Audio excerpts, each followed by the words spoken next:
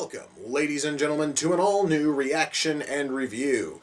Tonight, guys, I'm taking a look at a parody movie from 2013. Yeah, this movie's only been out a couple of weeks. I'm kind of surprised someone's already sent in a copy that fast.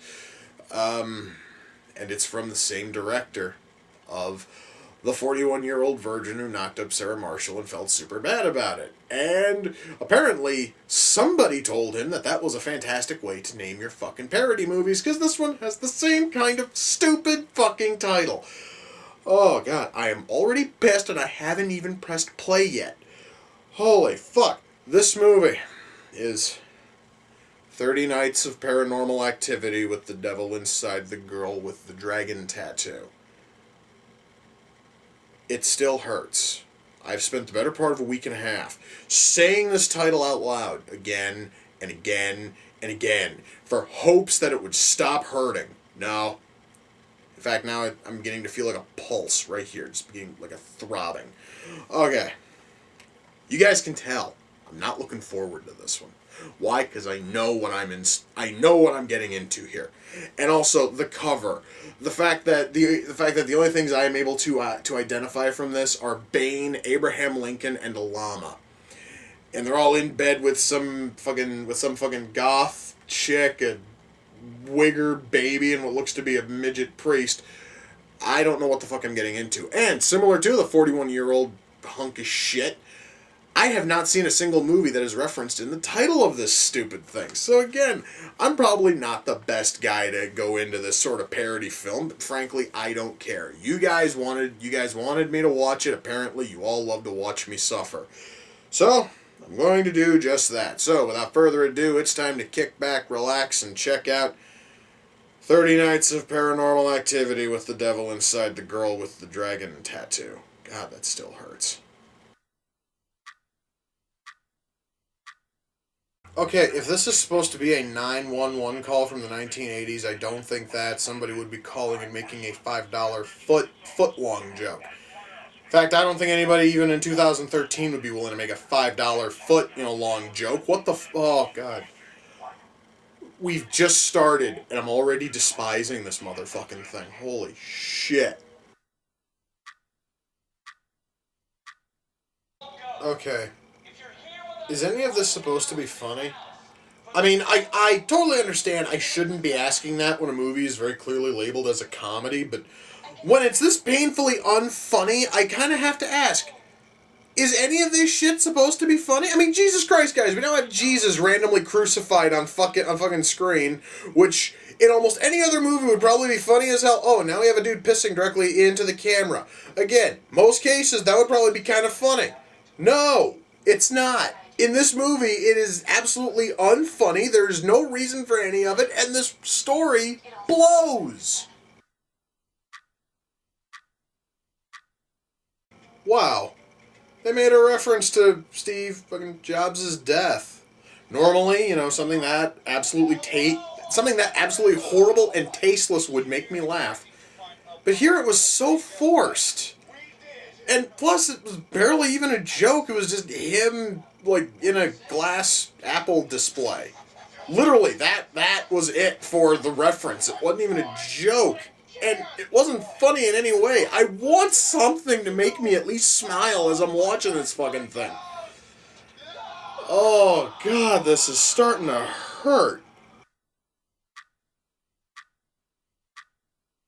So, guys, this movie has devolved to the point of having to show a dog lick fucking peanut butter off of a guy's junk. I wish I was kidding. I wish I didn't see that. I wish I wasn't watching this. This, my friends, is hell, and Craig Moss is gonna pay for making this. Swear to God. Alright, so now that these two idiots are gonna run through the entire ultra-shallow list of characters, and this apparently is supposed to be funny. I really want to know who the fuck's supposed to find anything in this movie funny. Because I swear to God, there is no way anyone can find the shit that's going on in this movie to be funny. Good God, guys, this seriously is one of the worst things I've ever fucking seen, and I've got another 20 goddamn minutes. This is gonna suck.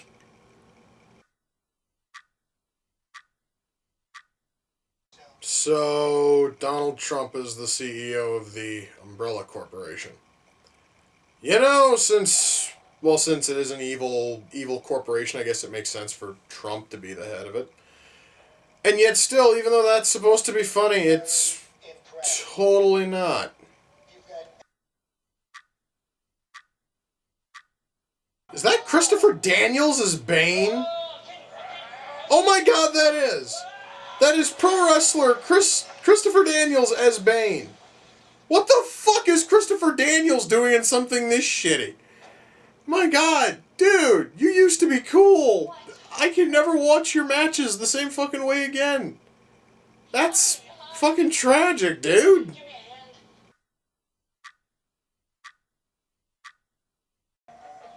Oh, I've never been more happy to see closing credits in my entire fucking life. No, no, no, no, no, no. Shut up. And now I have to apologize to my to my fucking Blu-ray player for putting something that shitty inside it. Oh my god. Well, guys, that was 30 Nights of Paranormal Activity with the devil inside the girl with the dragon tattoo. Oh my god.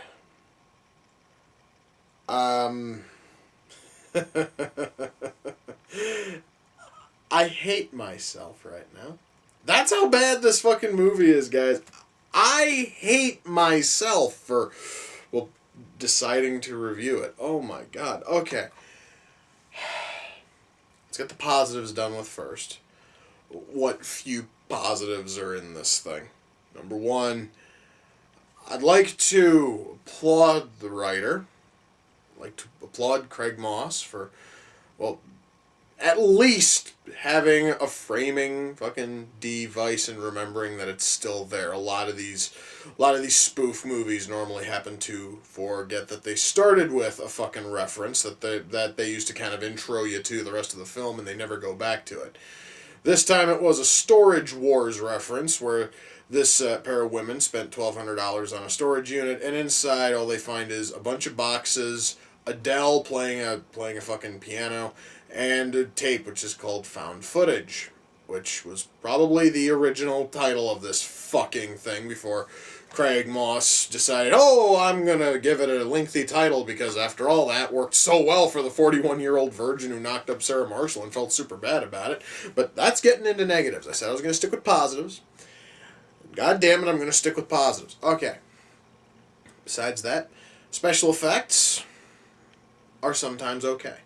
I will cover the effects which really sucked, but at times some of the effects look okay, such as when the ghosts are able to cause things to poof in or poof out of a scene.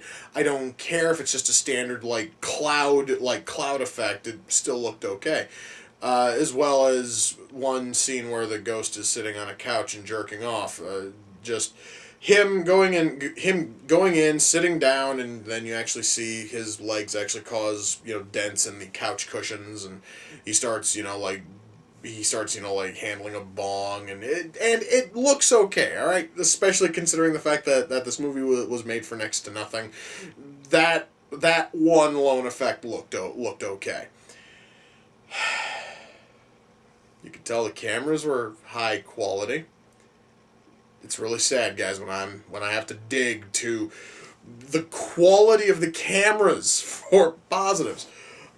Now we get to dive right into the negatives. Let's start with the writing. Oh boy, let's start with that fucking writing. I like it. I have a challenge for Craig Moss. Those of you who don't know, Craig Moss is the writer and the director of this fucking thing. My challenge to Mr. Moss is this. I've watched 2 of your fucking movies, and I know of only one other, which is a Twilight parody, and fuck you for jumping on that worthless fucking, that worthless little bandwagon. My challenge to you, Mr. Ross, is this. I want you to make a movie. I want you to make a comedy, and I don't want to see a single reference. I want you to actually, for the first time in that empty, pathetic thing you call a life, come up with an original concept and original jokes. Do not reference TV shows and movies, especially ancient ones that nobody else is fucking referencing anymore. Please, just do me a favor. Come up with something original. And for the love of fuck, could you please make the title short enough where people could probably post it on Twitter and still have spaces to talk about the fucking thing? Oh my god. Alright. So yeah, this falls into the same problems and the same trappings as the 41-year-old virgin who knocked up Sarah Marshall and felt super bad about it. There are no jokes in this supposed comedy. Everything is fucking references. Most of them are very, very heavy-handedly bludgeoned into your fucking head, either visually or verbally. So I didn't totally know that the fucking goth chick on the cover here is supposed to be the main character from the girl with the dragon tattoo, but they come right out and say it at fucking one point when the ghost of the gay Mexican houseboy goes and punches her over a fucking rail. He directly calls it out as he's hitting her. It's like, okay, what was the point of that? It wasn't it. What the fuck is so funny about referencing? I'm really curious, guys. I want to know. Somebody tell me, what the fuck is so goddamn funny about a 90-minute movie which is nothing but fucking references? Because apparently, Mr. Moss here thinks that is the funniest motherfucking thing in the goddamned planet. And I'm sick of it. I don't care what other movies this worthless piece of shit pumps out. I'm not wasting the time with it. That is a promise. Okay. So we have the writing, which is nothing but, references. A lot of them are very forced references. I'm talking stuff like they have multiple references to the fucking Hunger Games. They have multiple references to, just a bunch of other things. And once more, they have to dip into commercial references. The one that is going to stand out in my head is when they, for no reason at all, just randomly threw in this reference that is talking about the Allstate ads involving, Mayhem, the guy, guy in the suit who just sort of talks about how Mayhem is going to fuck over your entire life. The plus side is that unlike when they were referencing those old, ancient, annoying fucking Verizon ads in the 41-year-old, here, it's one reference, done one time, and then we never see it again. So at least Craig Moss has learned to not overuse his fucking references. He just doesn't know how to make them funny. Oh my god. So yeah, writing here is a total train wreck, and frankly, the writing is worse than I had fucking expected. I mean, I was kind of expecting it to be bad, but no. Nothing could have prepared me for how absolutely abysmally shitty the writing in this piece of shit was. Alright. Acting. Nobody here turned in a good fucking performance, including the actors I could name. Well, I can only name two, and one of them's not even an actor. One of them's not even an actor. One of them's a fucking wrestler. Why the hell was Christopher Daniels, the Fallen Angel, legendary wrestler from TNA, Ring of Honor, why the fuck was he playing Bane? Because Bane is supposed to be this big fucking tall, burly dude. You pick like a 6'0" cruiserweight to play him. No!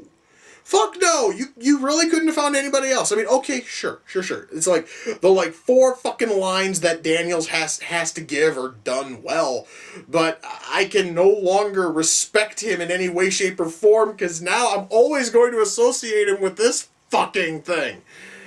The other actor I know is French Stewart, and French Stewart couldn't act on his best fucking day. So, of course, his fucking performance is shit. Everybody else doesn't fucking do a goddamn thing when it comes to acting. Really, nobody here was even trying, but then again, that's because the writer wasn't fucking trying. Oh my god. Alright, effects. I mentioned that there were some shitty effects. The big one that comes to mind is when the ghost is fucking the wife, alright? Now, I can tell you exactly how they did this fucking effect. You can tell just watching it. The ghost was a guy in one of those green bodysuits, and they decided to just try to chroma key the bodysuit out. Here's the problem. The bodysuit wrinkled a lot, and they didn't bother to chroma key out the wrinkles. So basically, it's this woman who's being humped by this big standing human-shaped mound of wrinkles. and it sort of kills whatever kind of effect they were fucking shooting for there. It made it look absolutely shitty. Then there's a whole lot of the CG. Now, I know I mentioned the shot involving the fucking, like, bong and the couch scene, and that looked okay. However, though, when we had the Sharpie that was flying through a shot, or the chainsaw that was flying through a shot, those looked absolutely shitty, and they almost looked as if this fucking thing at one point was supposed to be in 3D. I don't know why in the hell anyone would think that something this fucking stupid would be good in 3D, but hey, then again, they have made incredibly stupid movies in fucking 3D. So I guess that really shouldn't shock anybody. Oh man, I'm trying to think what the fuck else to really cover here. Was there anything else in effects that would be worth mentioning? Not really, no. Makeup effects? Well, there's really not much here in terms of fucking makeup effects. Oh my god, guys, I am just, wow. I'm trying to think now, what the hell else can I fucking talk about here? Oh, shit. Okay, I've covered right. Okay, lighting, well, lighting is okay. Lighting, well, it is supposed to look like a found footage film. So lighting really doesn't matter. It looks sort of okay. I'm going to assume, though, and this is sort of like a technical thing, I'm going to totally assume that this was meant to be. But similar to a lot of these other found, footage films, they always have the clock in the lower corner, and the time occasionally does not match the scene. Example, at one point it's obviously like late at night, probably I'd say about 2 a.m., and the clock says it's 1:48 p.m. I noticed that because there was nothing else going on in the fucking movie. I'm going to assume that was supposed to be a joke that apparently nobody else got, and I'm just able to mention it because it was fucking stupid as shit. Then there's also the bits where you have like jump cuts, where they are trying to show you a character is in a room for a long time. There's like one big scene doing two big scenes, and it's just people working with the baby, and it's like 5 seconds, jump cut, 5 seconds, jump cut. You would almost expect them to have taken the 4 goddamn seconds to go and fix the clock in the corner, but they didn't. It's still running at the same time, which means essentially, or hey, maybe, just maybe, it was like a reference to, I don't know, like Jumper. He's just sort of, like popping around there. Where the character's just sort of like hopping around, and he can because he has that power, and it's really sad when I have to reference fucking Jumper in order to fix a problem in a goddamn movie. Jumper had plenty of problems all by itself. Oh my god. So, can I recommend this movie? What do you fucking think? No, I cannot recommend this movie. Cannot at all. I'm going to tell you guys right now, it is going to take a lot for anything to top this in terms of worst for this year. Not only is this going to be the worst movie I've watched this year, I am taking a strong bet. And I totally understand it's fucking February, it's way early in the year. I can almost assure you, without question, this motherfucker is going to be the worst movie made in 2013. And god damn it, it's... Oh, man. No, there is nothing which is going to top this. Saddest part is that in theaters, a similar movie to this came out, and it was called A Haunted House, and it also looks like complete and total shit. I'm almost curious which fucking one is worse. So I'm almost tempted to put A Haunted House on the wish list when it comes out, just so that way I can compare and contrast them. Who knows? Perhaps maybe that one will actually make me fucking smile. Maybe, just maybe, it'll have a joke in it instead of nothing but references. But somehow I have my doubts. Oh my god. Okay, so... 30 Nights of Paranormal Activity with the Devil Inside the Girl with the Dragon Tattoo came off the Amazon.com wish list. The person who sent it in is a first-timer for this series. His name is, well, I'm just going to assume his name is Ike. His YouTube channel, and I had to write it down here, is Ike Van Dyke LMS. I am going to put a link to his channel in the video's description. And Ike, why? I mean, okay, yeah, thank you, because, I mean, shit, dude, you helped me out in making a fucking episode, and I do thank you for that, but why this? I mean, come on, you could have sent me something better. Or shit, you could have sent me something that at least looked promisingly bad. Not something that was going to be so brutally and painfully bad it was just going to make my brain die a little bit. Oh, God. But still, Ike, thank you. And guys, why don't you go over to his channel, check him out. And I need to go do something. I'm right now looking at my Blu-ray collection. I think I'm going to go watch... I'm going to go watch a little bit of the fucking Mel, Brooks collection, because I need to fucking remember what real comedy is. So, with that, we come to the close of another reaction and review. Until next time, ladies and gentlemen, take care, and I will see you all in the near future. Peace.